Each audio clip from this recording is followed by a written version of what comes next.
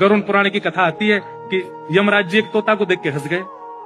तो तोता बोला कोई और हंस जाए तो बात बनेगी, यमराज हंस रहा है। तोते के मित्र थे गरुड़ जी, भगवान के वाहन। तो अपनी पहुंच लगाते हैं ना लोग, जब संकट में आते हैं तो अपनी पहुंच लगाते हैं, जैक लगाते हैं, हाथ पांव फड़ाते हैं। गरुड़ जी को कहा कि भैया तुम कैसे भी एक काम करवा दो। बोले क्या?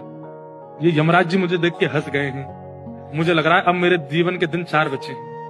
तुम कैसे भी भगवान से कहकर के मेरी जो जीवन अवधि है उसको बढ़वा दो, क्योंकि मुझे पता है कि ये यमराज जी तभी हंसते हैं जब किसी को उठाना होता है। गरुड़ जी बोले भगवान से बाद में बात करूंगा, पहले तुम मेरे पास आओ, बैठो मेरी कमर पे।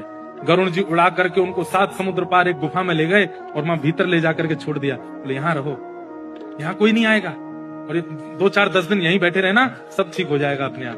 और मैं जाके भगवान, मैं यमराज जी से बात करता हूँ, भगवान को छोटे काम के लिए क्यों बोलना? मेरी पहुंच तो सब जगह है। मैं भी रसातल में जाके यमराज जी से कहता हूँ तुझको नहीं लेके जाएंगे, ठीक है? तोता बड़ा खुश हुआ, बहुत बढ़िया है, मैं यहीं रह लूंगा 4-5 दिन। यमराज जी के पास गए सीधे गरुड़ जी। गरुड़ जी तो भगवान के वाहन है, सब खड़े होते हैं, उनको देख के यमराज जी बोले आइए आइए। कैसे आए?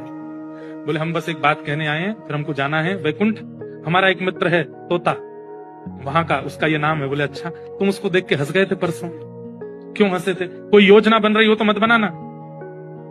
अच्छा, उस वन के तोते के बारे में? बोले हाँ, मैं तो उसको देख के इसलिए हंस गया था, मैंने कि देखो कैसे कर्म की विधि, ये अभी यहाँ बैठा है और इसकी मृत्यु 7 समुद्र पार एक गुफा में बिल्ली के खाने से होगी, और मैं ये सोच के हंस रहा था कि ये 7 समुद्र पार पहुंचेगा कैसे।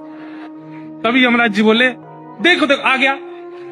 पीछे देखा तो उस तोते की आत्मा आ रही थी, मर गया। गरुड़ जी बोले मैं ही छोड़ के आया था इसे। आप कौन से जन्म का अब भोग रहे हो आपको नहीं पता है भैया, वो नहीं टल सकती है। इसलिए प्रसन्न रहो, नाम जपो, कथा सुनो, खूब आनंद से रहो।